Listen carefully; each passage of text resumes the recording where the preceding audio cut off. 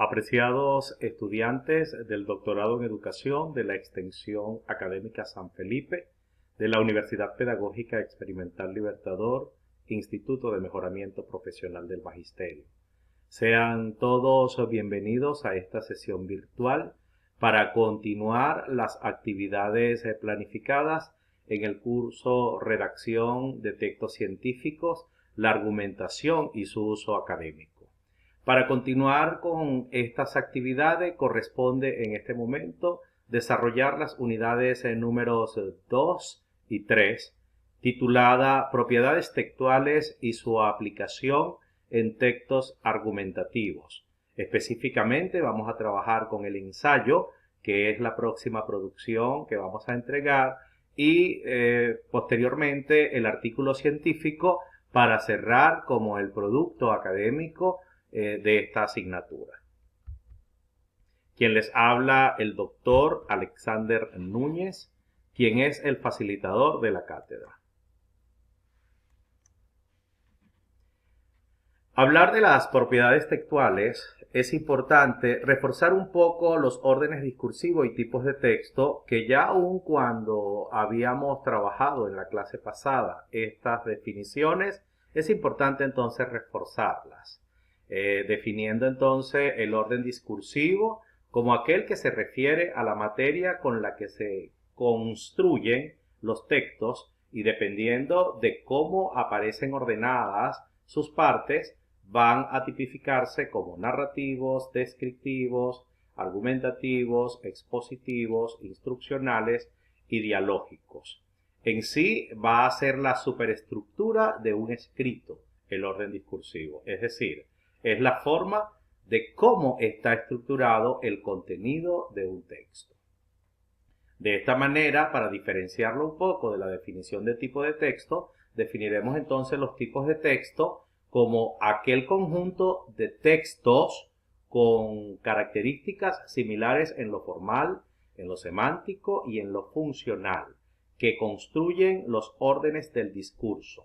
Esto es sostenido por Sánchez en 1993, donde asimismo señala que un tipo de texto puede combinar dos o más órdenes discursivos, lo que quiere decir que no hay órdenes discursivos puros o tipos de textos puros, sino que van a tener pasajes de algunos otros, se van a servir de algunos otros, y el que más predomine es el que va a conducirlo, a tipificarlo como tal. ¿De acuerdo? Para esta autora, órdenes del discurso entonces son materias como la narración o la exposición, y los tipos de texto que van a corresponder a esos órdenes, narración y exposición, en el caso de la narración pueden ser el cuento, la novela, la noticia, y en el caso del expositivo e incluso argumentativo, el artículo de opinión, la ponencia, la tesis de grado, entre otros.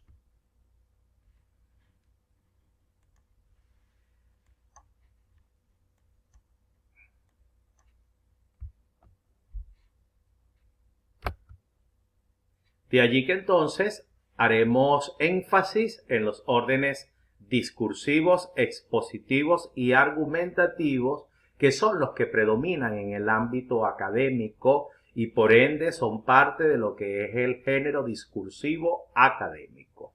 Iniciaremos entonces con el expositivo, resaltando que estos órdenes discursivos, que van a ser los tipos de textos expositivos, ¿ok?, resultan de procesos cognitivos básicos, tales como el análisis y la síntesis. Este tipo de texto o este tipo de discurso va realmente a tener un carácter epistemológico. Es de allí que van a referir el origen del conocimiento. Van a referir conocimiento ya comprobado científicamente. Es el conocimiento de la ciencia, es el conocimiento que ya está de alguna manera generado y existente en los libros de texto, en las teorías, entre otras. ¿Okay? Se genera desde lo interno del discurso. Quiere decir esto que es desde adentro, al igual que el argumentativo. distinto un poco al narrativo. El narrativo se relata desde afuera, desde lo que ves, desde lo que sucede. ¿De acuerdo? Aun cuando pudiera ser que estás narrando tu propia historia, ¿no? Y eres un narrador protagonista. Pero siempre es desde afuera del texto.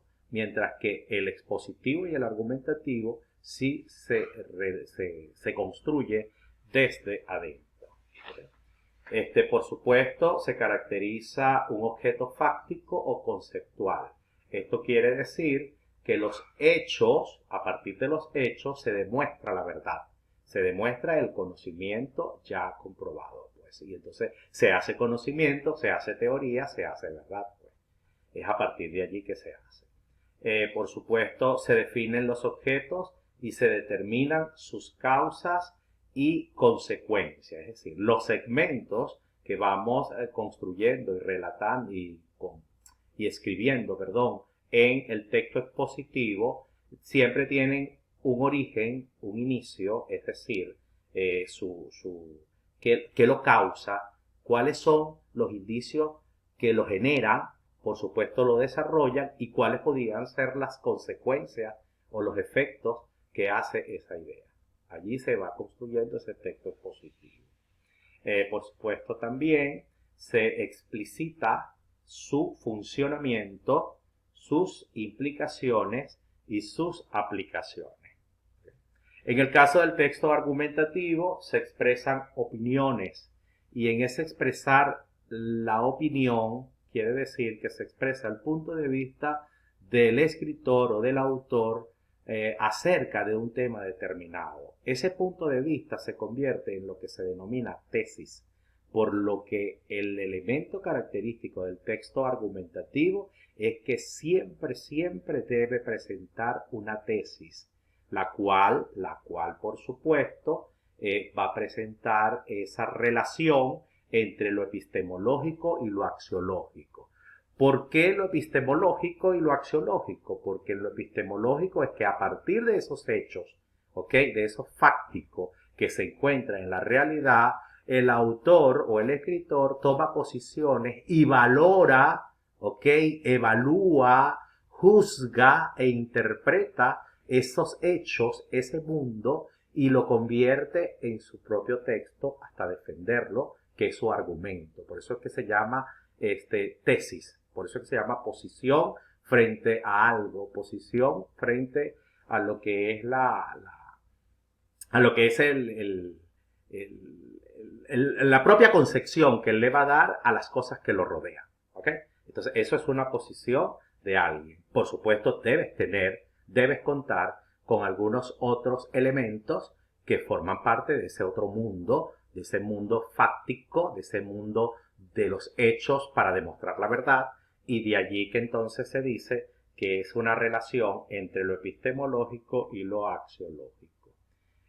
Por supuesto, los hechos en la argumentación no necesariamente se vinculan entre sí, es decir, no van a tener esa causa-efecto, causa-efecto, causas-consecuencias, no, sino que siempre van hacia la búsqueda o hacia la conducción de una conclusión que es la que va a recoger la posición de ese autor, ¿ok?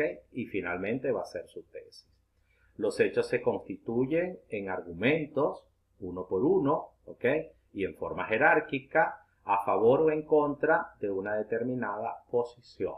De allí que entonces tiene que haber controversia, falsedades, falacias, refutaciones, y eso va a ir construyendo lo que es el verdadero texto argumentativo. Y por último, tenemos que los segmentos no derivan entonces de un fenómeno fáctico propiamente dicho o conceptual, sino del hecho de conducir a una misma conclusión, que es la esencia del texto argumentativo. Así pues, entonces, definimos el texto argumentativo, que para Vázquez 2010, el texto argumentativo es aquel cuyo propósito es convencer o persuadir al lector. En este tipo de texto se presentan unos planteamientos buscando adhesión al lector a la tesis, a las opiniones o hechos propuestos. Para ello se utiliza la sustentación por medio de una serie de razonamientos, procedimientos conocidos con el nombre de argumentación. De hecho, entonces, los elementos constitutivos de un texto argumentativo son los siguientes. La tesis, como ya les dije, la antítesis, ¿ok? Que por supuesto tiene que ver con, bueno, esta es mi tesis, pero vamos a ver qué cosas tengo en contra, qué cosas me revierten para yo poder dar a entender y ganar adeptos, pues, de mi posición. Manejar los argumentos experienciales y argumentos teóricos ya de los hechos fácticos como tal. Por supuesto, manejar la refutación, en qué estoy de acuerdo, en qué no estoy de acuerdo, ¿ok? Conocer bien cuando hay falacias, ¿ok? Cuando hay falacias, cuando hay falsedades, cuando hay situaciones que se dicen pero que son imposibles de lograr y que uno en la realidad del texto demuestra que de verdad esto es imposible o puede decir, mire, esto no se puede hacer, ¿ok? Pero tienes que demostrar los argumentos para poder darle credibilidad a tu construcción argumentativa. Y por último, por supuesto, todo descansa en una gran conclusión que va a ser la posición verdadera del autor en este tipo de texto. Es así entonces como llegamos para poder construir el texto argumentativo a las propiedades textuales, entre las que vamos a mencionar 7. Las dos primeras, coherencia, cohesión, referida a lo textual propiamente dicho, y las 5 restantes, que es la intencionalidad, informatividad, aceptabilidad, situacionalidad o contextualidad, y la intertextualidad, que tienen que ver con el usuario, tanto el escritor como los lectores u oyentes, y las situaciones donde se da la situación comunicativa o la producción comunicativa. Estas tienen que ver más con lo pragmático, mientras que las dos primeras tienen que ver con lo lingüístico o textual.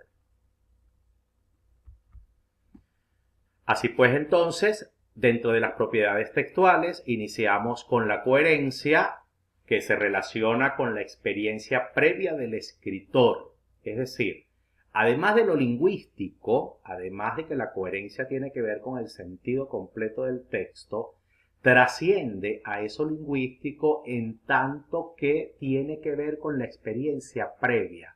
Es decir, lo que yo sé de la vida, lo que yo sé de los textos, lo que yo conozco de los temas, para cuando yo aborde el tema, tenga la clara comprensión de él y pueda escribir de la mejor manera. A veces leemos textos que no entendemos y están muy bien construidos o vienen de grandes organizaciones, como por ejemplo un texto de la NASA. ¿Ok? Puede estar muy bien escrito, es muy buen libro, pero para mí es incoherente porque yo no tengo conocimiento de lo que allí se maneja. ¿Ok? Entonces no es muy atractivo para mí. Entonces la coherencia, además de lo lingüístico, trasciende a eso lingüístico porque tiene que ver con el mundo de la vida de cada persona. ¿Ok? Y ella, por supuesto, se refiere a ese entramado y conexión de las ideas y pensamientos. ¿Ok? Es la secuencia lógica de las ideas para lograr un sentido completo y se da de manera local y global. ¿Cuál es la local? Cuando conectamos ideas por ideas desde que comenzamos con el título. En la misma portada que le colocamos el título, colocamos el membrete, vamos después colocando el título en el siguiente y hacemos nuestro primer párrafo. Esa conexión, ese entramado que se da de inicio es la localidad del texto, se llama coherencia local. Y luego cuando usted termina su texto, que lo lee y dice, wow, me quedó muy bien, ese texto entonces usted le está dando coherencia global. Pero fíjense, esa coherencia no se logra así solita por obra y magia, pues, por una obra de mágica, no. Ella se logra gracias también a la otra propiedad textual que se llama cohesión, que se refiere a esos elementos y mecanismos lingüísticos